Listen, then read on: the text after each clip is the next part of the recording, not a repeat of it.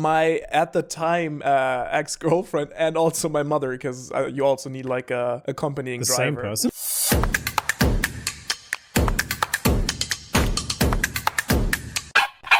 Hello and welcome back to the thing it is you listen to while you're doing the dishes. I am the Supreme Banana Liam, and with me I have Deputy Director of Banana-Based Affairs Sophie, and of course the Archbishop of Banana-Based Worship and Salvation Manu. How are we doing, my esteemed colleagues? That was too long a title. I don't know if I quite will remember what my role is. I think Director, Deputy? Deputy Director. Deputy Director, okay. I'm the Director Deputy. Yeah. All right, that may be the highest position I ever attain in my life, so I will take it. Good. Nice. And Mr. Archbishop. I'm the bishop, yeah. I like that. That sounds... Archbishop. That sounds even better. It's, I don't know, it just sounds important in some way or form. It always sounds like a villain role, I think, the bishop. It sounds like the archbishop sounds like either like someone who sells drugs. Yeah, like an arch nemesis or something. Or an assassin, or an actual archbishop, which is even worse. Yep. Stealing all your tax money in Germany. Oh my god, Yeah, don't get me started. yeah. Doing well. I bought a right t-shirt. I got inspired by Sophie. And Sophie was inspired by me, which was what I was about to go to, so... So it all comes full circle. Only you were not inspired, Liam, clearly. You're wearing the same shirt as last podcast. So I guess, Manu, does that say something about your fashion style, or does that say something about Liam? Why? Why? Well, because if You've you confused copied me and if I copied Liam, Liam did not copy you or were not inspired by you. Okay, hang on. If I was to copy Manu, here's what I do. I buy a grey shirt, I go for a run for about an hour till I'm sweating profusely, then I just rock up without showering, and that's the style. Don't forget the ice bath. That's not the gray shirt, Yeah, though. stop You want with the the khaki ice shirt. I want the To be khaki invisible. shirt. Alright. Oh yeah, true, his camo shirt. Alright, yeah. So that can be just a floating head, yes. Some people in the comments were very confused by that when we said it. There were some commenters who were like, what do they mean Manu's just a head? I don't understand. And it's a camouflage joke. A very insider joke. High level humor. You need to be part of a very exclusive club to understand that Yeah, reference. it's called the military. The military bishop. The arch-military bishop. Guys, I have a question for you. Is it question from member? No, it's not question from member. It's question from my member. That's a clever pun, and you'll see why soon. Is member a euphemism for something down there? Yeah, That's it what is. I thought. It is. It is specifically a British euphemism. It's a question from my member. Which one of you guys are available tonight? We're not even 3 minutes into the podcast. Since we discovered that Liam's mother is watching this podcast, clearly we have the Liam penis episode is overdue. That is not necessarily like the core topic, but it is starting here because this topic has become very important to me because it's affected me in a great way. But I want to ask the two of you before I reveal this. What's the worst thing that's ever happened to you whilst you've been brushing your teeth? The worst thing? The worst thing? I have one. I have two. I mean, both are kind of disgusting, but one is internal and one is external. Go for it. Internal is that I brushed my teeth and I had a wisdom tooth taken out and my toothbrush got caught in the Oh, in the stitches. Sophie's visceral reaction there. And then the external one is more fun because I actually wasn't as bugged as the other people around me, and you will get how why that is an incredibly good pun that was not intended. Because we were camping out in the Japanese woods, and we went to the camping sites. What would you say? Water station, I guess, more than bathroom. That was just we were just brushing our teeth at like 2 a.m, and there were like just a few bright lights, and all the insects were there, and there was just like these giant centipede just like slowly walking across the mirror. And like moths. I didn't think it was as terrible as some other members of our party, but yeah. I mean, that's just what happens when you go outdoors, though, you know. Yeah. Especially in Japan. There's so many bugs and insects here, and like big ones. I mean, good day, mate. Welcome to Australia. Yeah, I was going to say, I was like, you're really going to say that to the Australians in the call? Do you have that many insects though? Yeah. Yeah, okay. Oh, yeah. This is a nation of insects, essentially. The size of our cockroaches are like no joke. They're massive. And they fly. They do fly. They're indestructible. It's crazy. All right, Manu's You losing okay, his shit Manu? over Manu's. He's just like, flying cockroaches. Sophie, while Manu's hibernating, what's the worst thing that's ever happened to you? there. This is also a little bit gross. I ate too much once, maybe more than once, and I brushed my teeth too soon after eating crunching when my stomach had not finished properly digesting. And as I was brushing my teeth, I puked a little bit in my mouth as I was tongue scraping, to be precise. Look, Sophie, if there's a place to be doing that, the Oral Hygiene Center is a good spot. It's like, where do you want to get run over? Right outside a hospital. You can fix it immediately. That is true, but like the taste of vomit and like a minty toothpaste in your mouth at the same time isn't great. I'm gonna go ahead and say it probably tastes better than just having vomit in your mouth. At least there's some like minty refresher. I don't think so, because like the minty refresher is like contaminated heavily. I'll defer to you. Yes. I find hard to believe. I still think it would taste Minty vomit. mildly better. Well, you guys can go try it if you'd like. I'll be right back. Rather not. Like, why were you brushing your teeth so soon? I think I had just eaten very late that night and I was like, look, I just want to go to sleep. I'm going to brush my teeth. Like, I know that I shouldn't. I know that I'm supposed to wait, but I was just done with the day. You know, sometimes when you're full and you can feel your full being like coming up right up to here, like just underneath where your rib cage like starts and the food actually sits there. Yeah, like you can actually feel it. It was one of those situations. Like I could have burped and I would have puked. But then exactly. you're like, oh, like no. Yeah, I would have puked if I burped. Yeah, exactly. And so I was scraping my tongue and then I was like, oh. You're like Luffy level stuffed. Sophie's like, I feel like I'm gonna puke any second now. Let me clean the back end of my tongue. Let me deep throat this toothbrush. There's no excuse for bad oral hygiene. Sophie's like, it's late at night. We gotta get the fetish and oral hygiene out of the way in one go. What I'm hearing I'm up against is puke and centipedes. I reckon I've got you both beat. Okay. The other day, Did you brush your teeth with poop? With pubes? Is this where his member comes in? I've done neither of those things. Neither of you are going to guess what this is. It's not like the member comes later, much later. I almost tripped on my own fucking shoe. Okay. So, I was in the shower one morning, as you do. It's a ritual of mine I have to bathe every morning. As you do, as not Manu does. I don't do that. I don't No. do that. I didn't mean you plural, I just meant you, Sophie. Oh, I thanks. actually just get sanding paper. I scrape Just myself sand off. over in the That's a morning, new fetish. sand That's another myself off. fetish. We're just adding fetishes on top of each other this episode. That is particularly manly, Manu. But yes, I was brushing my teeth in a state of undress, just innocently in front of the mirror, as you do, You guys know how you brush teeth. I'm about halfway through, and all of a sudden, the cupboard door below my sink flings open, and I encounter a pressurized torrent of water straight in the nuts. The pipe No! below my sink No had way. burst, and it was powerful enough to fling the doors open and impact my own pipe.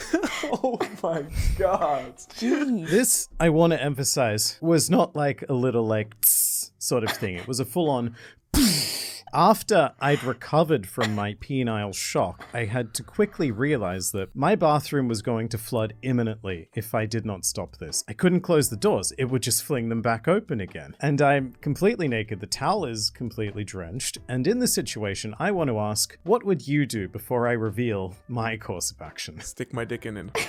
Sophie?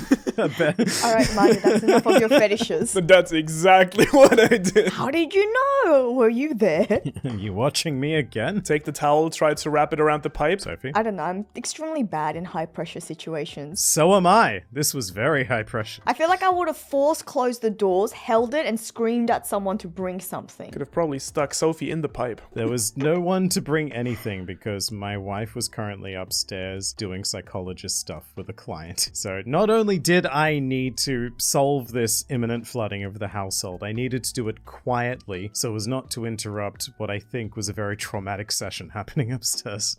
So I did not stick my dick in the pipe.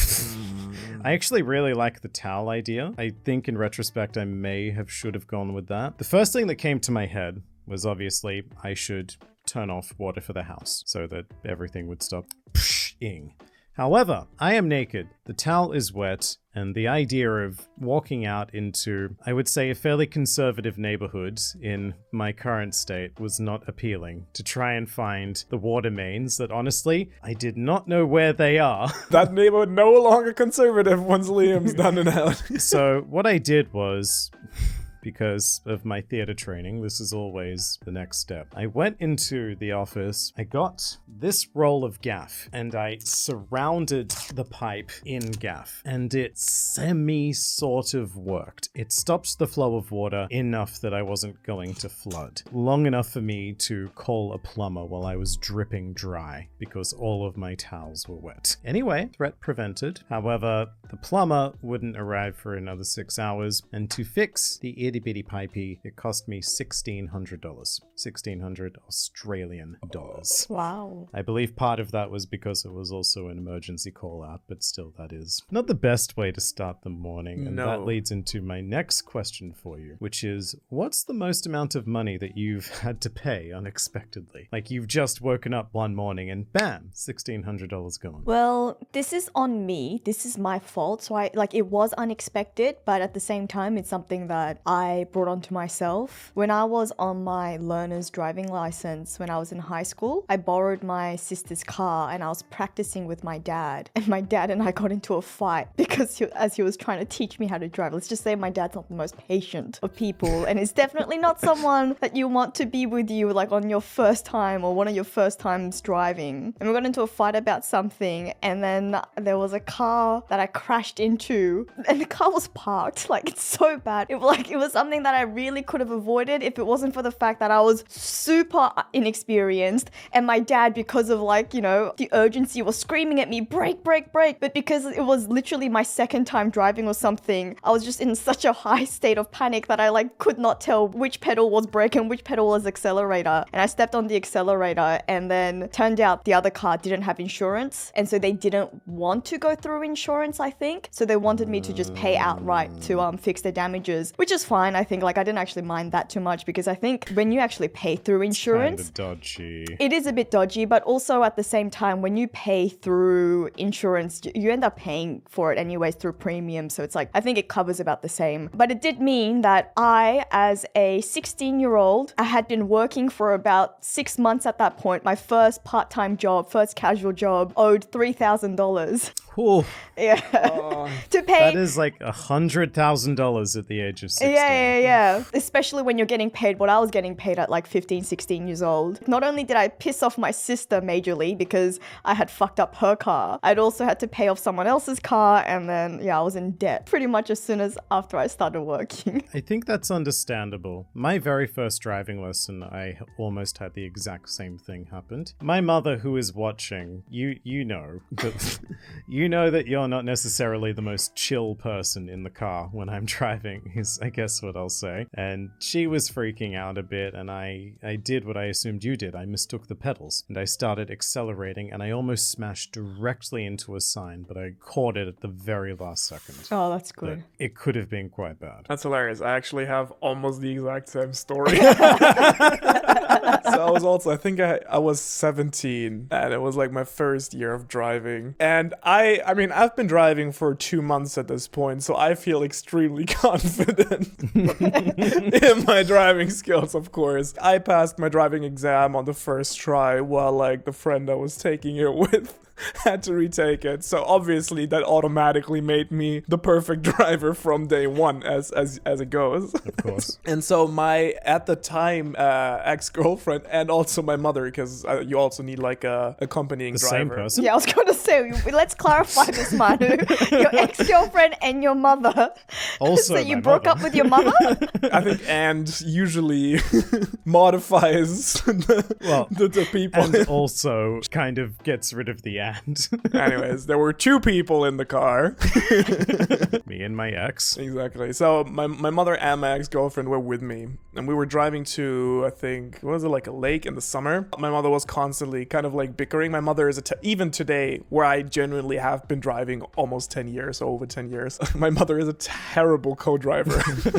Terrible. Same as my dad. Same as my mother. Which is ironic, because my mother is a genuinely horrifying driver. It's genuinely scary to drive with my mother. She always has been driving smaller cars as far as I can remember, and driving with my mom is usually like going on one of those wild rides on like a roller coaster or something. That's what it feels like. Because she brakes very hard only when she has to, but then once it's green, she accelerates like it was like full gas. So anyways, in this case, rightfully so, she was giving me a lot of instructions at the same time. She was like, check here, there's people going there. So we were at the parking lot of the lake. It was really hot, a lot of people about. We were kind of like, you know, it was warm in the car, we wanted to get to the lake. So I was like, yeah, whatever. And I thought it would be really cool if I tried to just go into the parking space backwards in like one fast. I was like, oh yeah, the car is just gonna go like this in. Perfect. Goes like backwards. I got this. I've been driving for 2 months at this point, man. I'm like, good, next level good. So what I do is with a lot of confidence, I press the reverse, like the gas, go into reverse and just smash into the smash the mirror off the car next behind me. And my mom just looking at me. I was like, oh, I didn't think that would happen. For some reason, it wasn't quite as expensive as what Sophie did, but still hurt my summer budget. To answer your question, Liam, I guess the it was not like an accident so much as it was a surprise amount of money that I had to pay. The largest one was actually quite recent when I moved into this very office, because up to this point I was not aware. Japan has a lot of very interesting social practices and cultural practices that are foreign to Western people. Is this gonna have to do with key money or something along Yes, those lines? exactly. I was basically talking to the company, to the Fudosan, the property company, and they were like, yeah, so this is the rent, blah, blah, blah. I was like, okay. So, and then they were like, well, for your move-in, could you please send us 450,000 yen, which is roughly 4,000 US dollars. And I was like, what exactly is that money for? Is that like a deposit or something? Is that an advance on my Yeah. rent? And they're like, oh no, it's key money and thank you money. And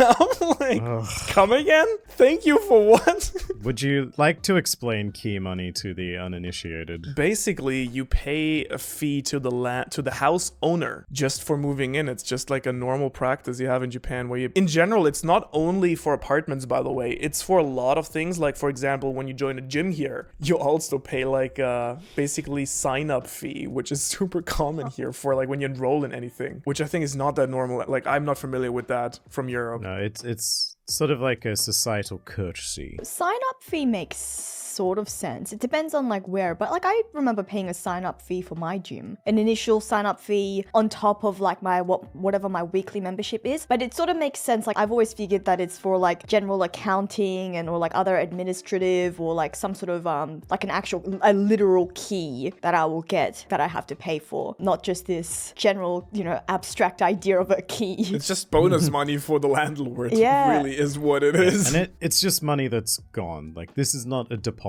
You are not getting this back. It's just money down the drain. That is a disgusting cost. Yeah, that completely blew my budget out of the water, as you can imagine. Because I was already calculating like, oh, well, I need to get a desk for the office. I need to get this and that. And now I'm sitting on the floor. great, $4,000. And then I kind of asked my Japanese friends, like, because the place I have here, I guess it's on the nicer end. It's not big, but it's like a new house and it has like a nice view and stuff. So I was like, is that related to that? And they were like, nah, it's just like one of my friends told me my sister moved into a very shitty apartment, like 20 square meters the other day, or like even less than that. I think it was like 12 square meters. She paid also 4,000. So it's like, it's just 20 square meters. What? It's actually less. 20 square meters is actually like, this is, I think what I'm having here right now is like 22 or something, so, which is for Tokyo standards fairly spacious. Luxurious. Yeah.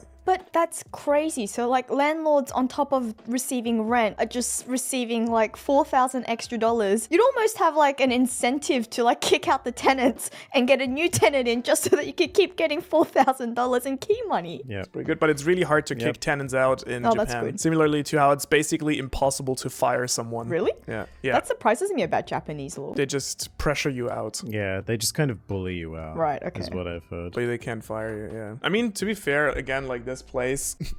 For any other country, tiny. For my standards, I love it because the room I actually live in and sleep in and use to record in is 8 square meters. So That is like the size of my office almost, like slightly bigger. pretty much. It has a loft bed, which is good, so it's high. That is too but- small. But it's still quite small, yeah.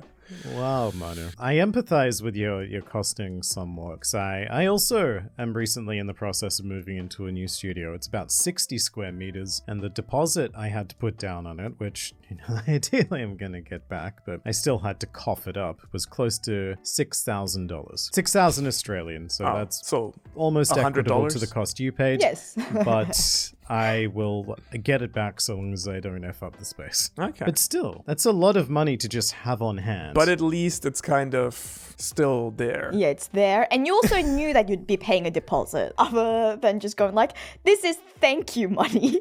Like, thank you, come again? There's also move out money. Jesus money. Christ, what? Of course there is. Is this to apologize for the inconvenience of them having to find a new tenant? Another person to get $4,000 for. Yeah, exactly. That's exactly what's up. that would really disincentivize moving as well. It Yeah. does. So not only are tenants difficult to kick out, they're just like don't want to leave. It's like very stable. Well, that's insane because you're moving from place to place. So you're paying that moving out money and the key money for the new place. That's like $8,000. How do That's you get almost that kind 10 of grand. money? Like if it's Oh, at no. 8 grand, that's 10 I grand. tell you, Japanese people just work their entire life. That's how it goes. Liam's background was in shock. The illusion is broken. Yeah. My background is a guest. I think it's too hot in here and like the gaffer tape. Oh, I didn't It's even see fallen that. down. I just realized. The shock. Okay, now I see. The shock. This is the banana peeling, is what this is to reveal. Oh no, it came down right over there where Liam's standing. Oh no. There we go. In Japan, it's actually, I don't have this for this place here, but it's actually really hard to like move out. Like most contracts are for 2 years, so you can only move out every 2 years. Wow, that's a long time. I would say the average here is definitely a year with an option to extend. I guess the average would be a year, but it's even like pretty standard to get into 6-month rental contracts in Australia. I've done that once, and then I swore to do it never again. Oh, really? We rented a place for 6 months, then by the time we were settled, we had to start looking for a new place again. I went into a 6-month contract and then I stayed. Once the 6 months was up, I just went on like a month-to-month basis where I wasn't in a fixed term contract anymore. And then I moved out and like probably another 5-6 months later. But I actually kind of liked knowing that I wasn't fixed for a year because I knew that even though I knew that I didn't want to continue staying there long term after my initial 6 months was up, I did have the option of staying there, and that's a relatively easy process. You just pay the same amount and it just rolls over. But also like I wouldn't have wanted to be locked in for 6 months because I knew I didn't love the place. Right, so you were in a desperate situation, and so you did that to keep your options open, or it was a good thing to keep your options Also, open. I don't know if your new studio is I imagine it's a commercial agreement rather than just the Yes. normal, tenancy rental situation. So I don't know how it works per se, but I know for normal like rental situations in Australia, with that deposit that you pay, the one that's held by Fair Trading, apparently if you just put in the application directly to Fair Trading first, as soon as your contract is over, as soon as you said I've that you're heard gonna this. you're gonna move on, if you put in an application to get your deposit back, it's extremely hard for real estate companies to dispute that. Even if they want to like claim like you damaged this or you didn't leave it in a very clean position, they would have to take you to a tribunal, and obviously everyone wants to avoid that. So like you actually just get that deposit Time back. and money. Yeah, so you get that deposit back. That's good at least. But people don't tell you that. No. I only heard that very recently, and I've been renting for like most of my adult life. Like I've lost money on deposits that I probably could have gotten back through that system. What else have you been renting, Liam? This is my life-size doll. This is my love doll. This is cinnamon. Cinnamon. Tell you what I've been doing. I've been doing a lot of buying and a lot of repairing. So, to go back to my domestic issues, the place I'm living in was previously owned by a professional builder, which is the sort of thing where you go, yeah, that sounds great. This place is going to be awesome. Until you realized that he was a bad builder.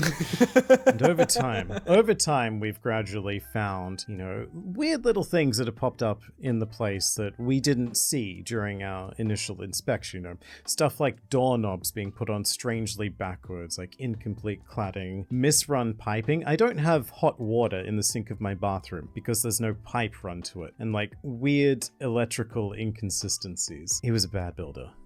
You're bad if you're watching. You know who you are. And most of it seems to come right back to this bathroom. The one where the sink burst and hit me in the nuts. That bathroom has been a pain ever since the day we moved in. Because, like, we woke up the next morning and there was just no hot water in the house. Because the hot water heater died overnight. I mean, it didn't look old to me. Apparently it was old, but like literally 12 hours into my residence, it was gone. And that was $4,000 to replace. Oh my god.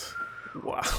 Which I had to do the very next morning. Otherwise, we don't have hot water. I think that's the classic lesson where, you know, saving money early on certain things will just cost you more money in the long run. The house me and my family moved in when I was maybe like 10 was in general like a nice house, and it looked modern-ish and newly built. But then like the longer we lived there, the more it turned out that they had like saved basically on all ends where they could, and done like very sloppy jobs, like hiding bad cabling in the walls, you know, like the window, like there were like big windows, but kind of like after 2 or 3 years, like the wood started to mold, and like you know, you couldn't open it properly anymore, the you know, all like stuff like that, as you said, like water, electricity problems. Whenever you took a bit of a closer look behind the curtain, quote unquote, or behind the walls, you could kind of see how bad a job they had done. And then it ended up, obviously, you know, like that ends up costing you a lot because you have to keep getting professionals, as you said, like plumbers or whatever, or electricians. It obviously always, it turns out that the problem is bigger than expected and costs more than expected, and so on and so forth. Especially when it comes to water. And electricity also, I'd say. I mean, so far our electrical problems have been significantly cheaper than anything to do with plumbing. I'm not even done with my plumbing shit yet.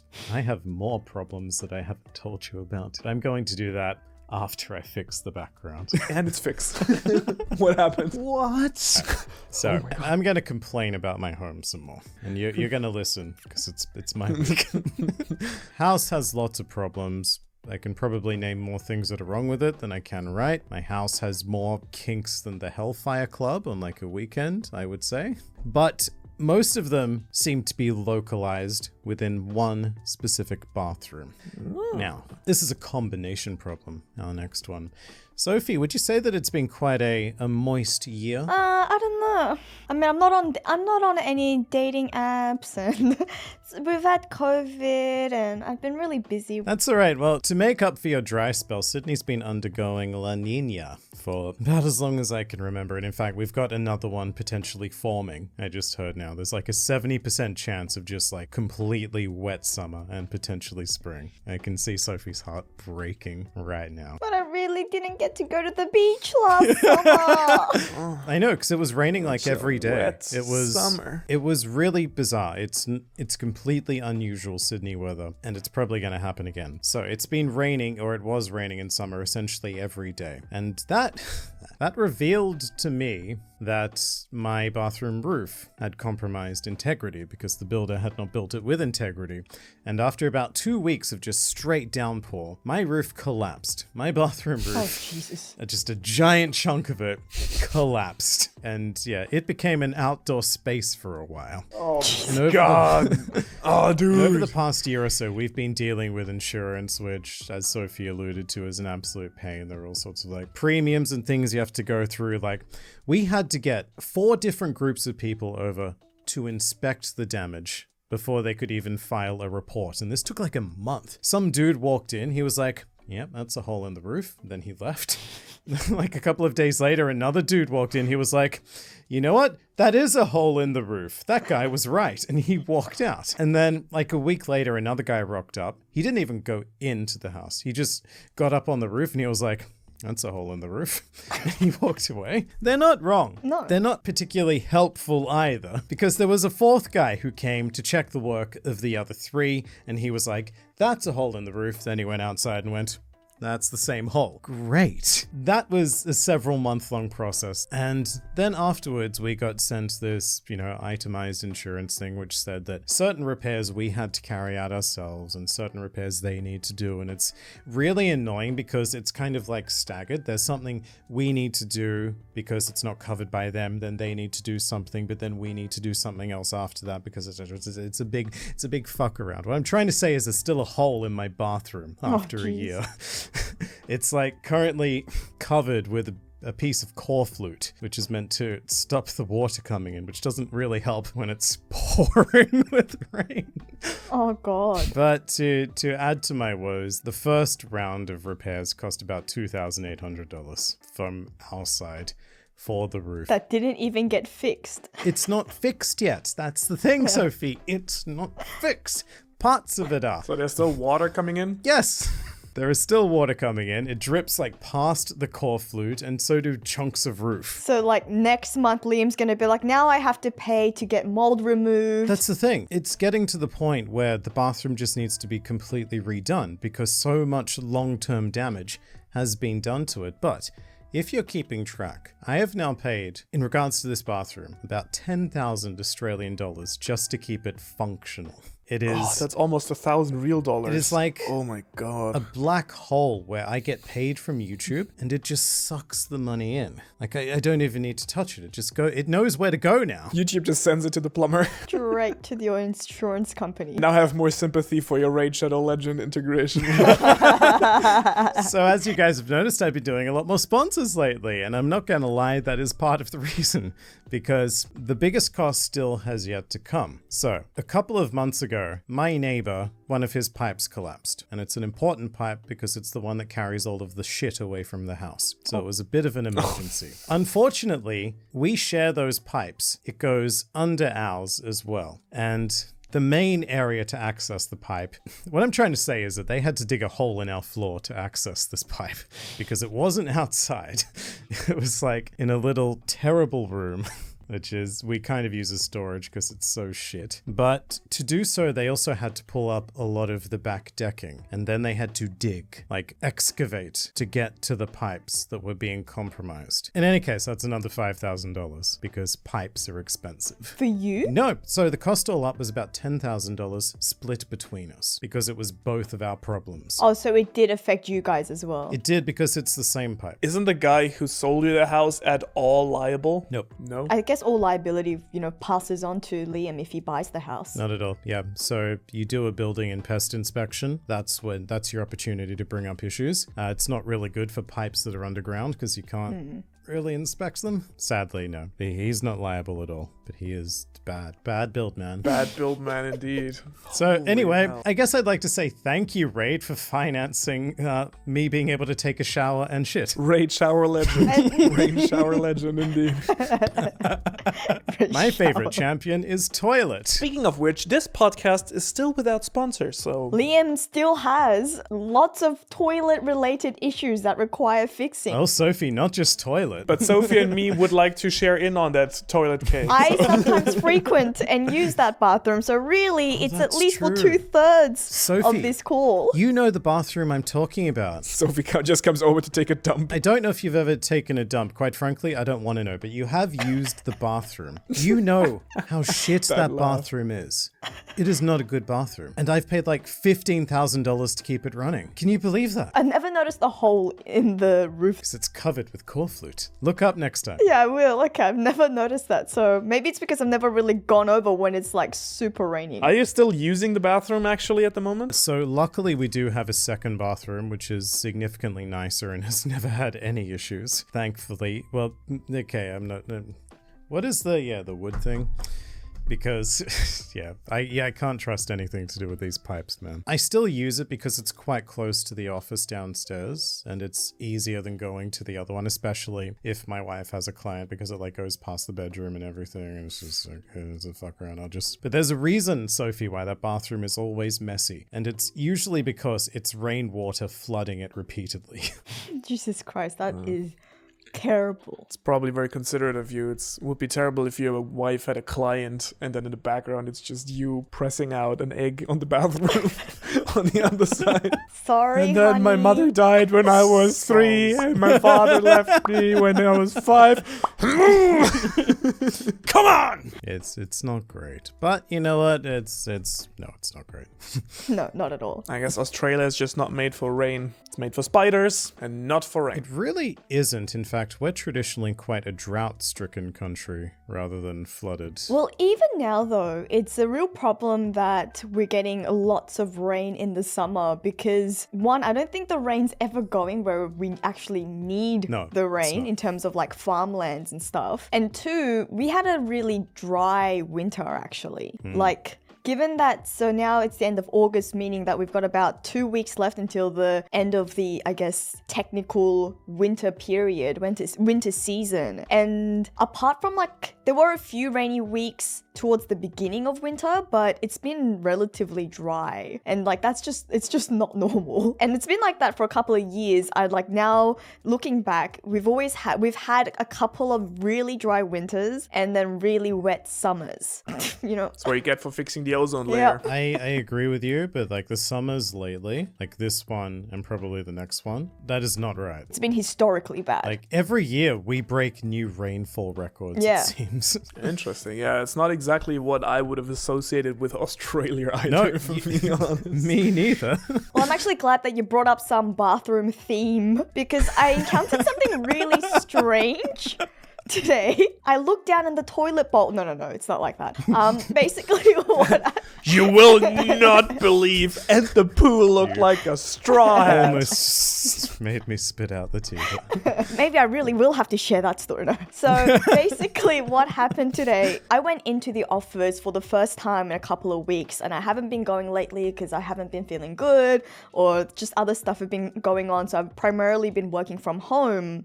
And I went in today, and just to give you guys a little bit of context, the office that I work at, we share the building with a bunch of other companies. And it's a nice building. It's relatively new. It's serviced, so we've got cleaners coming in, but we do share the bathrooms. I don't know what's happened in the time that I was gone. But I noticed when I went to use the toilet today, when I went to flush, there was a big sign on like metal plating. So this isn't just like some sort of printer and like, laminate job. Someone thought about this. Yeah, like hard that says, "Don't forget to flush." And you really have to wonder, this is a very professional space that I'm working in. There are a bunch of companies. It's not like this isn't something like a public bathroom that you have outside a train station or in your local supermarket store or something. This is an office building made up of professional workers who has not been flushing so consistently, not just once or twice, so consistently that they needed to not just like get and like just to also give you some further context, in this bathroom there are some haphazard signs that have been there's like one or two other plastic laminated signs that have been like posted, like when COVID started, rules on etiquette on how to wash your hands and things like that.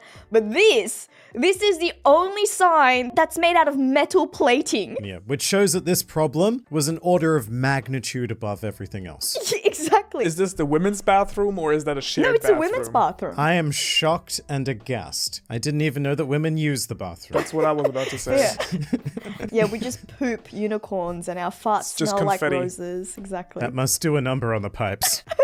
Oh, that's the worst. The worst part of a relationship, the point when you know that your relationship is going somewhere good, is when you can start farting in front of each other. Like, I think the guy usually is the one that breaks that spell first. That spell. You're putting this very That romantically. I would suspect that it's usually the guy who farts first in a relationship. I think the worst part is if a girl doesn't want you to hear her fart, but then it just at certain points, 2 or 3 months into the relationship, you don't hear it, but that makes it just the worse when it actually creeps up on you. Stealth, yes. I think the point of comfort is when you can pee in front of each other and just not care. I think that is the barrier. Like when you don't have to close the door. When you can just carry on a conversation like I don't have those boundaries to begin with. That's a problem, Honor. We are never Which is staying why I in have the great same room. relationship with everyone. I just pee in front of everyone. Oh, so slight mother story. to do with all of this, I've got to stop bringing my mother up in the podcast. It's like, what a good job. After getting very comfortable with Chantel and like living with my wife for years and years and years, my mother came over one day and I forgot who was present in the house because we're just so used to urinating with all of the doors open. And all of a sudden my mother walks in and goes, "Ah!" And I remembered that, I shouldn't just pee with the door open in front of everyone. My dad did that. Not to me, but when my friends were over, when I was in primary school. And like looking back on it now, it's like you could get in trouble for that. Like someone could take it like an extremely weird way and say that dad was like a sexual predator or something because, it does involve him being, have his genitalia out when there are little girls around in the same house or something. But I remember going like, Dad, like that is not okay. Like, can you I think he just forgot that like my friends were over as well and peed with the door open and my friend just happened to walk past the bathroom. Like she didn't walk in, but she walked past the bathroom. But I remember it being extremely mortifying for me as a child. For me growing up, because I grew up with two sisters and like I think I told you guys that I shared a room with one of my sisters for a long time. Boundaries isn't something that I was, very used to. Like Princess? Even now, no, it was the maid. Even now, like I can get changed in front of my sisters, like completely stark naked, and it's not a big deal for me. Or even like other like close friends of mine because I've known them for so long. Like I don't know if I'd say for like most girls, I don't want to generalize, but I know definitely with my group of friends, like the girls and I, like if we're on a night out, we'll go into the same cubicle, like if we need to, because if there's a long line or something, and it's not a big deal for us. But I know some people might find it very strange. I can definitely say I've never done that. I mean, I guess that's again kind of what we talked about the other day, where Australia is maybe closer to the US in terms of nudity is Toilet culture.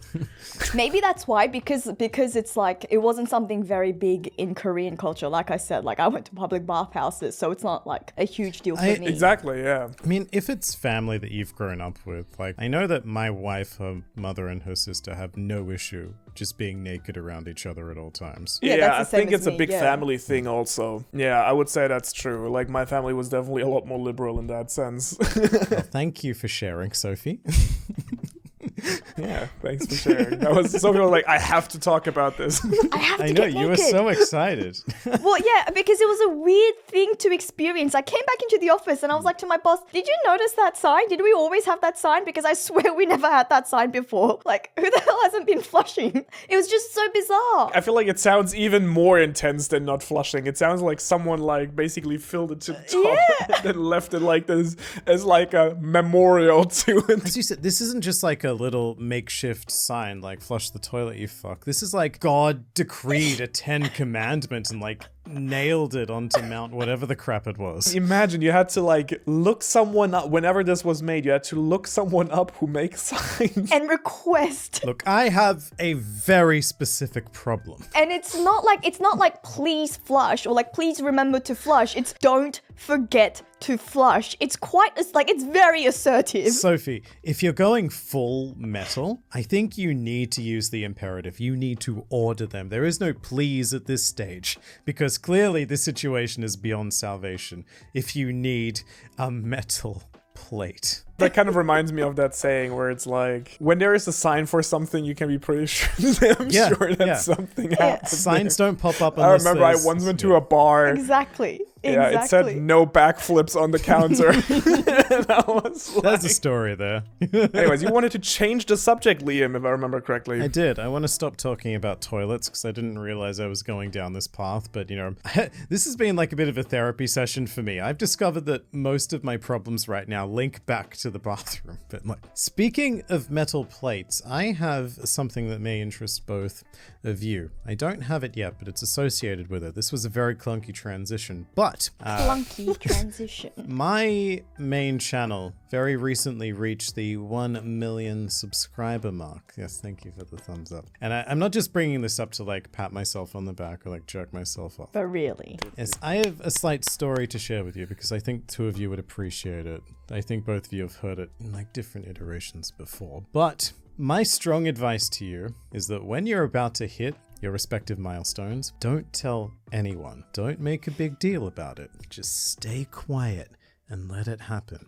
Because I not only hit 1 million subscribers one time, I hit it 4 times. I see what happened there. Yeah. Initially, I was like 300 or so subscribers away, and I was just like, let's get it done. Let's make a community post. Let's say, guys, we're almost there. We've almost done this amazing thing, blah, blah, blah, blah, blah. I post that. No joke, like 5 minutes later, 700 people have unsubscribed. It's been completely counterproductive. Did you get comments? People going, "You're a liar." Because they couldn't see the exact numbers, but I did, and I was like, but why? Why would you do this? People love to troll. Yeah. To troll and power. I had the exact same thing when I hit 500k. I hit it, and then I posted a thank you, and I went back to 499. Don't do that. Do not. So the community post was effective. Like, I got more subscribers eventually than people who unsubscribed, because there was like this initial wave of people who were like, lol, unsubscribe. But then it kind of built up again, and finally hit 1 million. It was amazing. The number changed. I felt elated. My life is complete. 10 minutes later, I'm back down another 700 subscribers. And it's back to 999,000. Because people have seen that million number and they've gone, lol, unsubscribe. No, lol. And this goes back and forth and back. Like, I did hit this number like 4 different times. And it taught me just to stay quiet. Ever since then, I've been like, okay, let's just let this happen. And I'm not gonna make a big deal about it until like we have a sizable buffer. Because I think that people just, they get a kick out of that little bit of power. Like, imagine if you're the one person who can make the difference between 1 million and 999,000.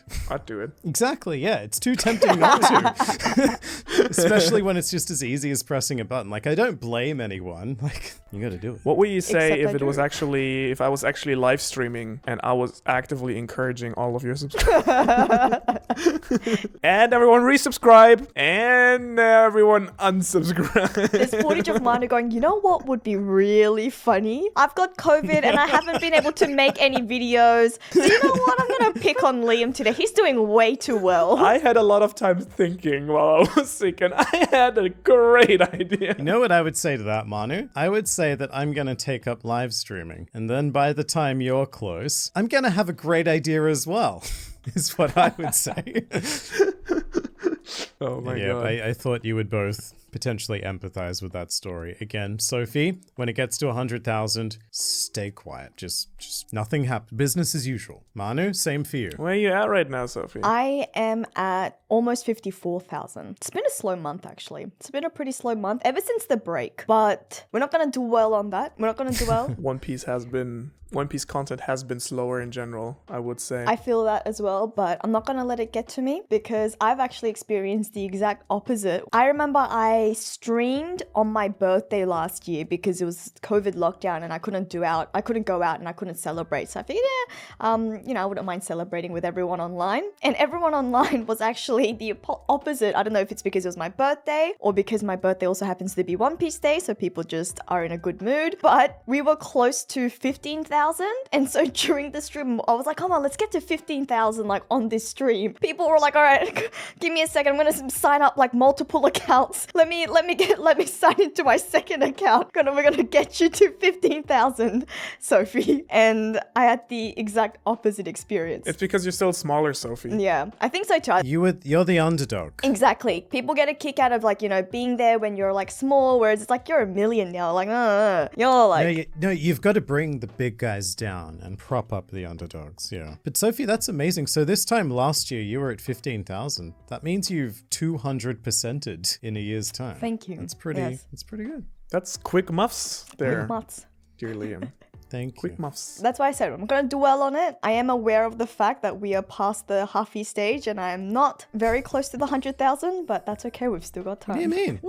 I mean, You're pretty close. 54% of the way there. It's over halfway. Yeah, okay. All right. You guys have said the O word and the P word, and now I'm thinking of O and P, One Piece. I would like to talk about spoilers. Not the actual spoilers, but like spoiler culture. Because there is a recent phenomenon that is starting to piss me off more and more every week. I think Manu understands. Is that the one that made a Twitter post about? Perhaps. It is the fact that not only do scanlations of the chapters get released early, not only do raws of those scans get released early, not only do summaries, written summaries of the chapter get released early, not only do small summaries get released early, but now, before any of that happens, the new thing in the One Piece world is hints. The leakers give hints about the chapter. In this case, 2 weeks before the chapter is released. I hate it. Stop it. But then I already hate the spoilers, so this just makes me hate it more. I don't know, man. Like, I miss the days when it was just the spoilers now. Because every day I wake up and it's like on Twitter, oh, new leak from so-and-so, and it's just a gif of someone doing that. And it's like, oh, so does this mean that someone's joining the crew? Like emojis, guess what happens? Is that how it works? I try to keep very away from it. So the big excuse, quote unquote, is, oh yeah, the leakers, if they leak too early, they'll be caught, as if that has to do... Where's the logic in that exactly? Wait, so is the idea that you can't fully leak, so you have to give hints, because if you fully leak, then you'll get in trouble? I don't know, that's an excuse I've come across when people are complaining about hints. And others were like, well, we can't. That's too dangerous, which I call bullshit. I mean, we've talked about this, I think, in our YouTuber group thingy. Reverie. So to me, from my perspective, with the insider knowledge that this can't be the issue, it just seems like a big cocksucking marketing thing from some people who have early access. I think it is. It's just a way of generating clout. Because if you're a trusted leaker and you just post an emoji of like a snake, all of a sudden you have so much Twitter engagement from that alone. Because it's like, oh, new hint from the guy. What could it mean? Snakes. Boa Hancock? Is Boa Hancock in the chapter? And then it means something completely not that. Is it Kaido's big dick?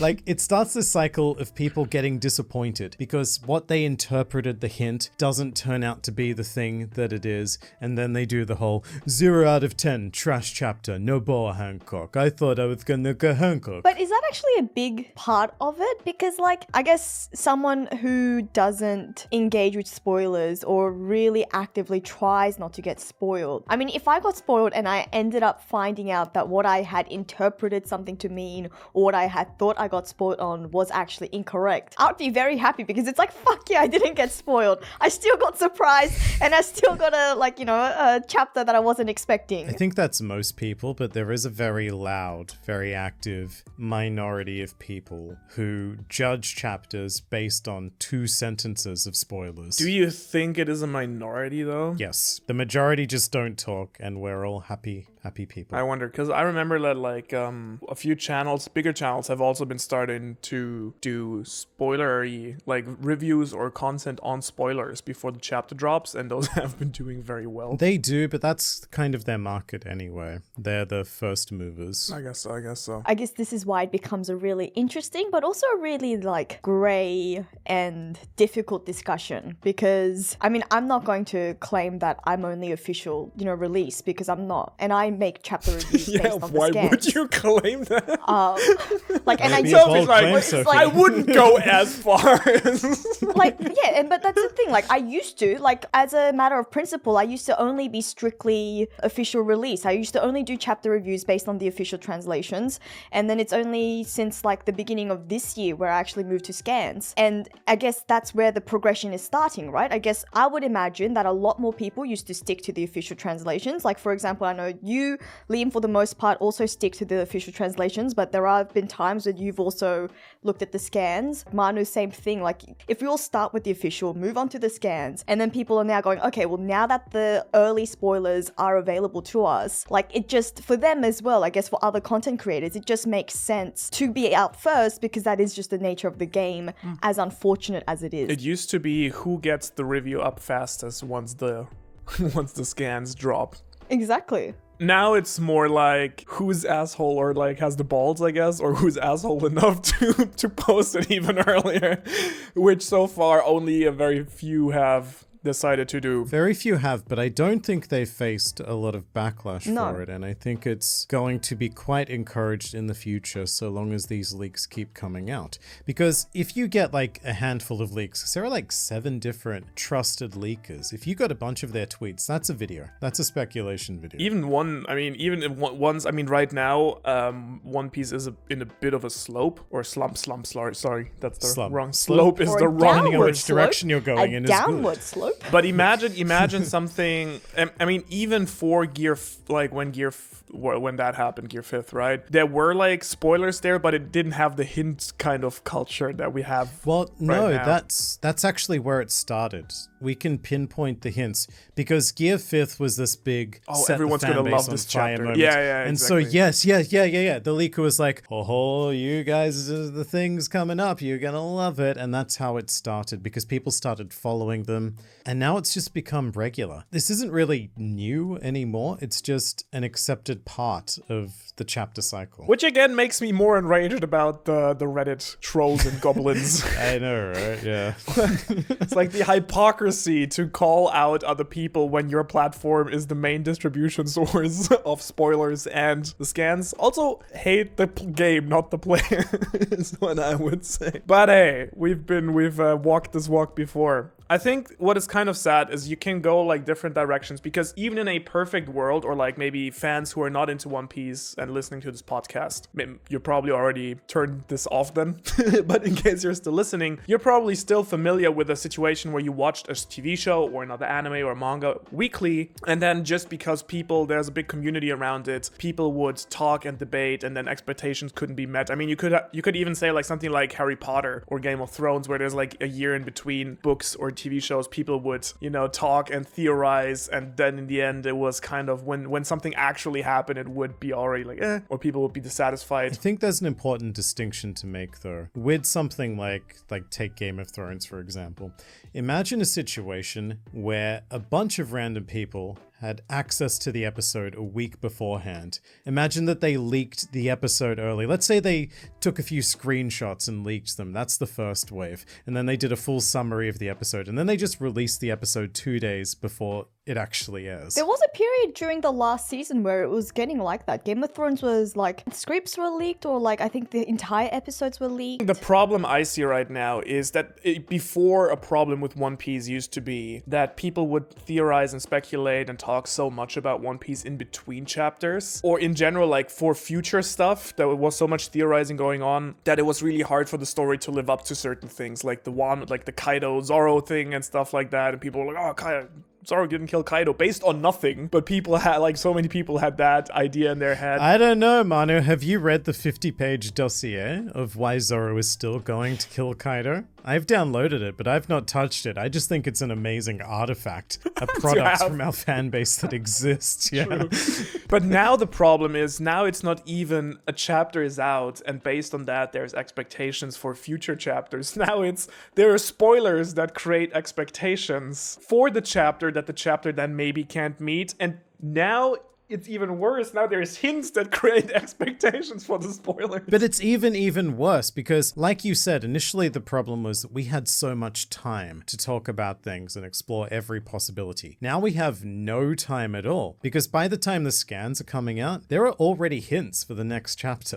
And it's like, there is no time to look back, only forward. I'm curious how you guys have been experiencing this. Because for me, I took basically a complete break of covering One Piece timely in like the chapters for over a year. And so in that period, it was a period of bliss because I basically just thought, what do I want to talk about this week? And I published that content. Now, for obvious reasons, especially like with the climax of Wano and so on and so forth, and just the culture around the chapters now, and like One Piece going into its final arc, it feels very impossible. Maybe you could do it and just stick with it, but it feels impossible and stupid not to be up to date with the story and cover it. But it has led to the situation that when I want to post videos that are just One Piece general, or maybe something a bit like looking back or analytical, anything that's not hyper fast food for what's currently going on, or like super crazy, like, oh yeah, Zoro's 5th awakening level next chapter, I feel like people don't really care. So I'm curious if you have made the same experience. Yeah. I think I can prove that because I have your exact same experience. So at the time of this recording, my most recent video was about an article that someone had written about Chopper. 10 ways Chopper is the worst Straw Hat. I think it was a hilarious article, so I wanted to make a video reading it and kind of shitting on it. But think about that kind of content. It focuses on Chopper, it doesn't focus on anything recent, and it doesn't actually focus on the story at all. It's on this like meta aspect of the series. And so to get around that, what I did, and let me find the exact title. I know what you're talking about. I saw this and I was like, know this what is I'm talking bold. about, yeah. So I titled this video because it was a video shitting on Chopper. Like this author was just like, oh, the Chopper is the worst, etc.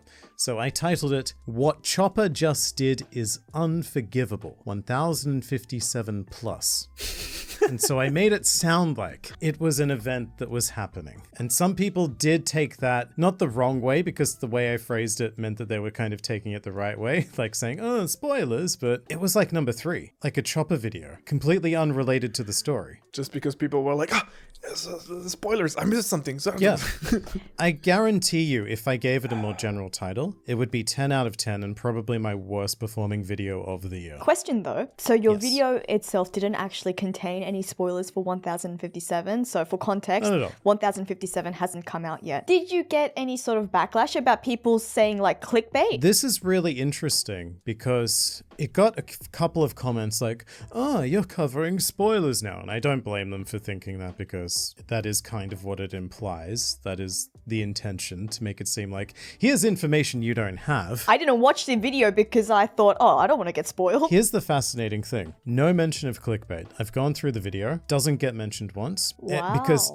And also very little mention of spoilers because everyone knows it's not a spoiler. It's like there were a couple of people, but nowhere near as many as if, you know, I've got a thumbnail coming out after the official release with something that actually happened where people are going, oh, I feel sorry for anime onlys, you bad man. I do personally feel bad for anime onlys, but it's sort of at a stage where I'm like, I don't know. Nah, like, you can't, no, yeah. it's like, you can't help it. It's sort of like, if we go back to that Game of Thrones analogy, it's like, you wouldn't feel bad Yeah, that don't people spoil who the book only watch people. the TV show, exactly, were getting spoiled about things that happen in the book. The form of media exists and has existed for some time now. I think if Shueisha itself, you know, and Oda himself puts Luffy Gear 5 on the volume cover where the entire awakening is revealed. That is definitely fair game. It's everywhere. It's even, they even put it in the stupid movie. It got used to promote Film Red Yeah, it because did. there was like a poster with like Shanks and then full on Gear 5th. Yeah. And also, I've just seen that Morch has used my Gear 5th picture of Luffy in one of his thumbnails on YouTube. Bad man. Bad March. I like that picture. I paid for that picture.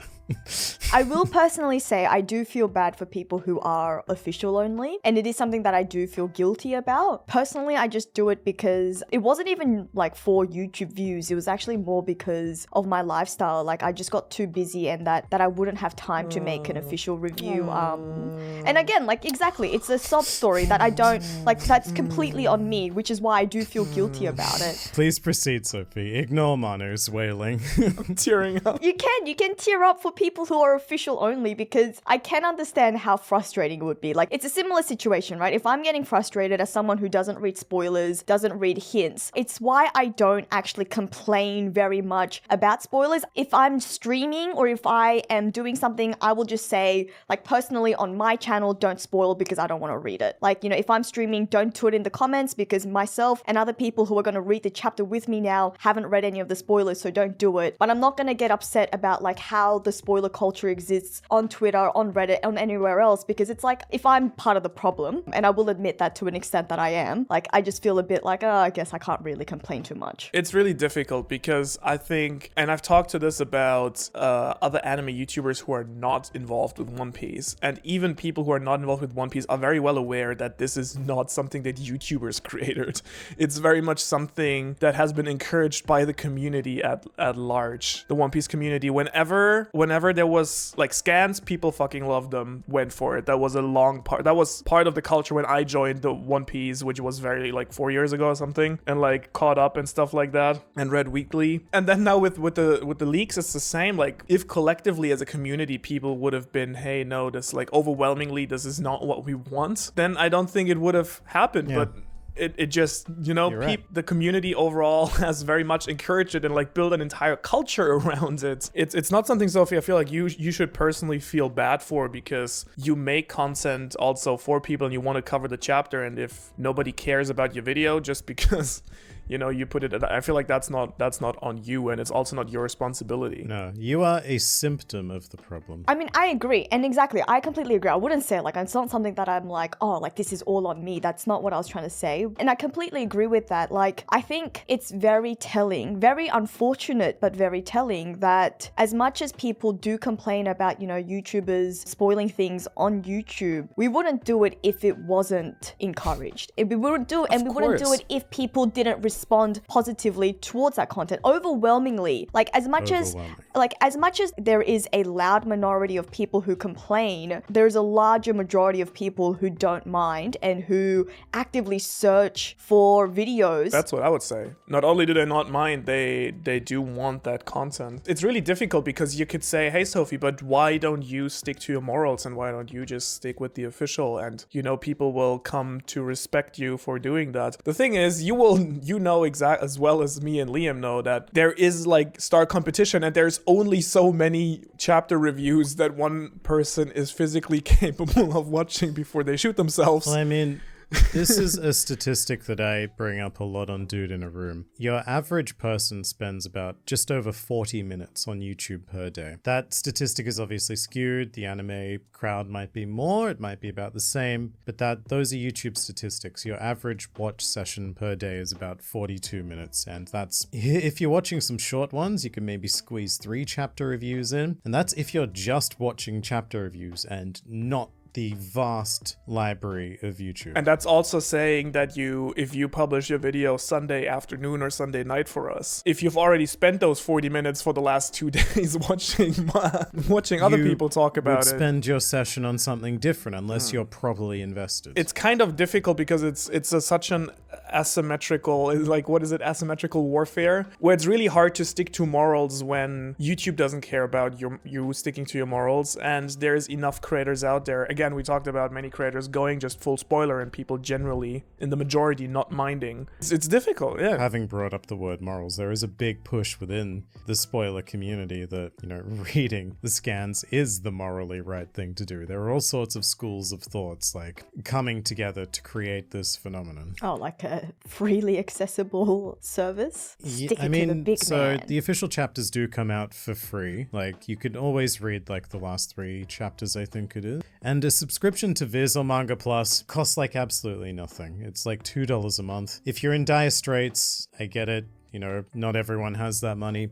Also, it's not available in all countries, but like One Piece is so much more easily accessible than it has been. I don't think it's about access though. I think it's about speed, and it's about also translation preferences. And it's FOMO also. I think it's 90% FOMO. Yeah. When you see the new chapter trending on Twitter and you're just like, but I have to wait 2-3 days for that? Well, yeah, I have to wait longer probably because the spoiler's already out on Monday. It's like, I just read the last chapter. And by the time that you've read it and want to talk about it, everyone's always like, yeah, we're over that. Yeah. Because we're talking about spoilers for the next chapter now. It's the biggest marshmallow test ever. It's literally putting the candy you like the most. Like, you know it's right there in the cupboard the entire week, and you could take it, but you promised you'd only eat it on Sunday evening. But it already gets to, like, your mom puts it there on Monday evening. It's there. You could have it anytime you want. And so, I don't know. I think a lot of people also, especially, I mean, I think it's easier for you if you are just a more casual fan and you don't consume YouTube and you don't participate on Twitter and you don't participate on Reddit, and you're just kind of like, okay, well, I do it once a week and I do it once a week. But then if you're in any sense connected to the One Piece community, even if you don't get spoiled, there's like, oh, there's a thread. Oh, there's like, I just read the chapter, but there's already a thread on Reddit. Spoiler discussion. Oh, man. And there's, oh, what? It has 15,000 upvotes and how many comments? Oh, no.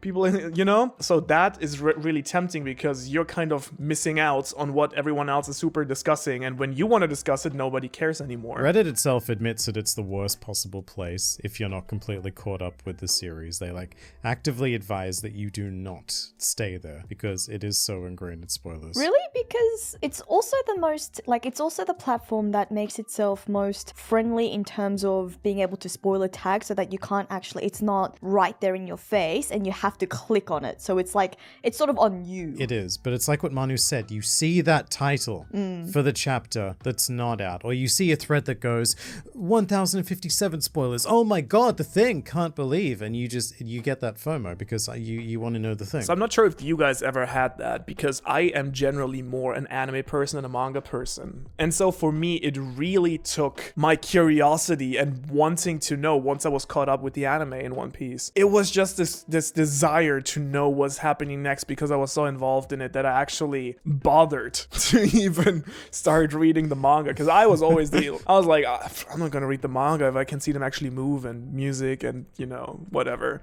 I'm like, that's way more interesting. So it was this desire to know what's gonna happen. Like, oh my god, this was so good and now I have to know, but there is more. And so at some point you just give in, and I think it's the same with reading the official. At some point people are just like, oh, I could know it right now and it's so hype right now, I want to know what's happening. So it's especially bad for people who wait for the volume releases. There are a couple of them. I've spoken to a couple of them who just like officially released volume only because that's how they enjoy doing it, which is fine. But like the official release of the manga volumes is behind even the anime events. Yeah. So it's like that's impossible rough. At that point. Yeah, it's a rough lifestyle. At that point, I think you would sort of just have to accept. You would just have to accept, like, oh, I'm gonna get spoiled. You know, like you would think so, but even as an anime only, like you would have to accept if you're an anime only who's actually quite in the One Piece niche. Like I think you'd have to accept that you're gonna get spoiled. To be fair, also, I mean, I think One Piece is a very extreme example and maybe one of the most extreme ones. But I've been spoiled on a ton of stuff. I've been spoiled on Attack on Titan on Twitter. I've been spoiled on One Punch Man on Twitter very recently. My Hero Academia have been spoiled. Black Clover. It just pops up. Not just anime. Just manga, media in general. yeah. Yeah, anything really. Yeah. A nice dystopia we live in. Spoiler, fun dystopia. And bathrooms. Bathrooms cost a lot of money. Thank you so much, Deputy Director Sophie and Archbishop Manu, for joining me on this here banana-filled day. If you'd like to, you can become a member, where we make special videos where we're, I would say, a bit more unfiltered than we are on the podcast. Things get a bit... Yes. Interesting. We'll actually show you the poop. I wasn't going to go there, but she's right. But thank you so much again. If you don't want to become a member, no worries. We're still going to keep pumping these out. So enjoy doing the dishes. You're probably done by now. Enjoy whatever household task. Waiting. Say goodbye, everyone. For that one comment. I became a member and I was promised poop, but there was no poop.